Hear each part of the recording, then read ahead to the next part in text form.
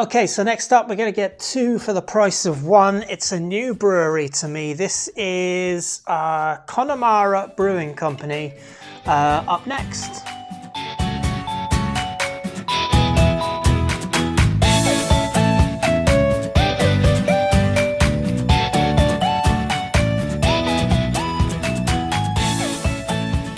Hey, welcome back to Views on Brews. I am Brendan, and this is two beers from Connemara Brewing Company. It was my birthday a couple of days ago, and my sister-in-law passed on these two beers. They're new to me. I think they're being sold in Aldi.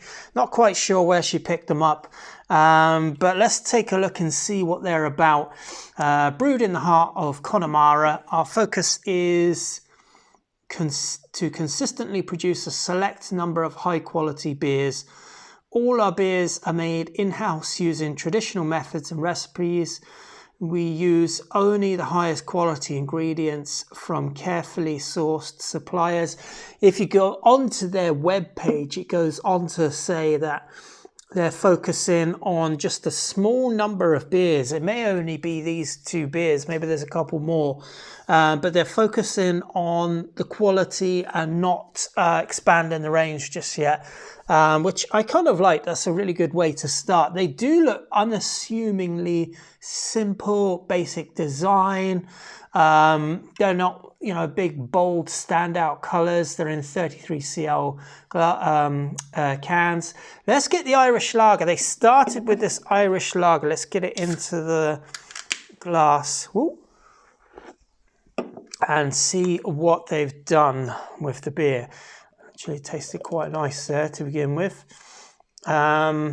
These could have done with a little bit longer in the fridge. I only put them in for half an hour, and they're kind of like, they could have just done with a bit longer in the fridge. Let's see what it says on the back. Bigger, bolder, just like Connemara itself. An immensely refreshing lager with a unique Connemara edge. Our hops are sourced straight from the world-renowned Saaz-grown region and combined with the finest local malts. This mix of quality ingredients makes for a perfectly balanced, robust lager. So robust flavors, probably from the hops and the malts themselves. I know that it says on the web page that in their lager they have Zateki hops, which is a new one for me. Spicy and floral is what I'm supposed to expect, so we'll give that a go. Beer looks nice. Obviously there's a touch of haze to it. This is real beer, not filtered, as far as I can tell anyway. So it's 4.5%. It's an Irish lager. Beautiful on the nose. Nice head of foam on the top. It's staying foam. Oops. It's not meant to be there. That's my glass. Nice golden colour, looks really nice in the glass. Nice bit of carbonation coming off of it. It's everything you want to look at in a lager. And on the nose, it's got a really nice floral nose. What's it say? Floral and spicy. I don't get much spicy on the nose, but you don't really get spicy on the nose, do you? You get spicy in the flavour. So floral on the nose, absolutely bang on. If I could have just left it in the fridge a bit longer, I'm sure I would have got some nice crisper pour as well without too much of a head. Cheers, Slancio. Let's give it a go. That is a perfectly good beer. It is nice and crisp. All the lagers, all basic style German or Czech lagers, I kind of like them to have a nice bit of crispness to them, nice bit of bite and a nice bit of zip from the hops, and this definitely does. I mean, that's really hitting the nail on the head in terms of what a lager gives you. Lager's really nice this time of year to have them outside nice and cold in the heat. Perfect time of year to have them.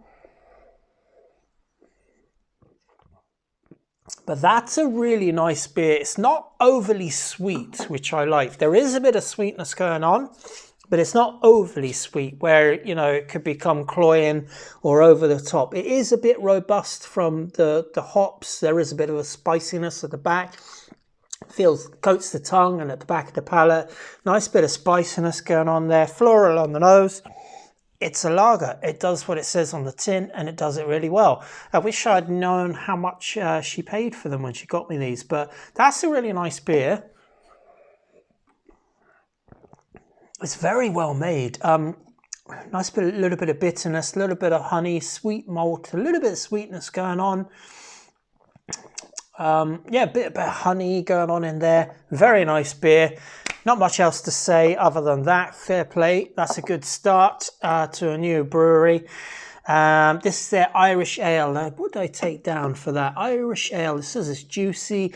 Open fermented. Open fermented. That takes a bit of skill. Now, the head brewster is Anya Hora. She works with a guy called Cormac, and they are experienced, really experienced brewers. This is open fermented, this Irish Ale. Let's see what that's like. Again, I've been walking around the house with them in my hands, so they've burst out because I've been spinning the cans up. This is supposed to have low IBUs in it and be fruity, tropical fruity. Ooh, slow down, Bren. Let's see what it says on the back of this. But this one's got quite a bit more carbonation going on.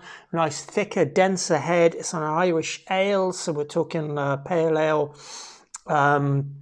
Pale ale should get a decent bit more malt character in this as opposed to an IPA. What does it say? Our Connemara ale is juicy and full flavoured and produces a taste explosion from the first drop. That's a big bold claim. A malt blend of local and German grains, so there's going to be how it becomes a pale ale as opposed to an IPA, where IPA just let the hops all sing. Pale ale, you know, you're going to get a bit more malt character. German grains especially provides the perfect base for the hops melody to shine. Okay, unique flavors of Connemara that will make you want more. Cool. Okay, what is it? It's 4.5% as well. They're both 4.5%. It's simple, you know, they're making brewing look simple. Let's see what it smells like. Nice fruity, a little bit floral on. Oh no, it's a little bit fruity on the top actually. Fruity, fruit salad. Tropical going on the nose there. Passion fruit as well on there. I'm not sure what hops they've got in this, but there's quite a lot going on there on the nose. Very, very pleasant on the nose. Pleasant to look at as well. Lightly hazy, also golden, a little bit of amber, light amber going on there because there's a decent bit of German malt in there. Cheers, Sláinte, let's give it a go.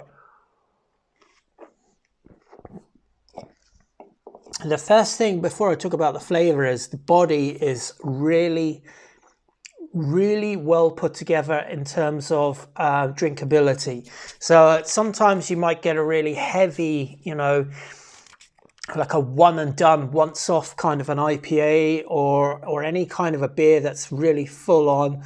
And after a pint of it, you'd know that you couldn't really carry on drinking that kind of a beer. You'd have to go on to someone else. Whereas this kind of a beer, just on that first mouthful, I can already tell that this is the kind of beer you could have 3 or 4 pints of, absolutely no problem at all. God, there's really quite a lot going on in the nose.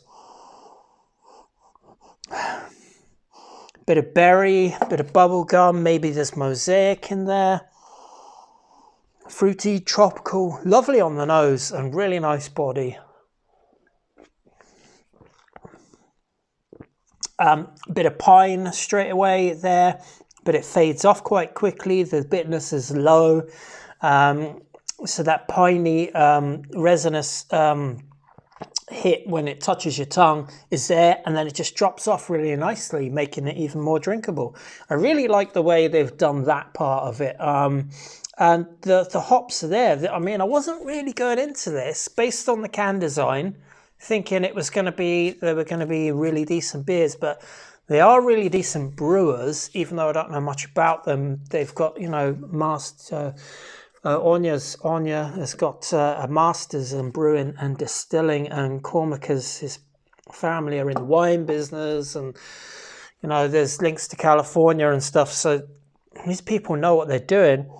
These two beers are really good, like really, really good, in fact.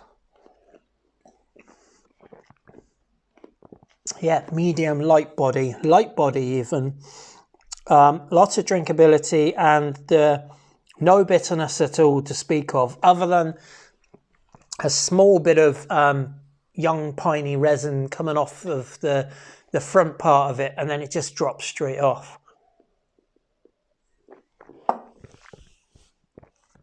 Tropical, fruity. What else can you ask for? Two great beers, great start from a new brewery, Connemara Brewing Company.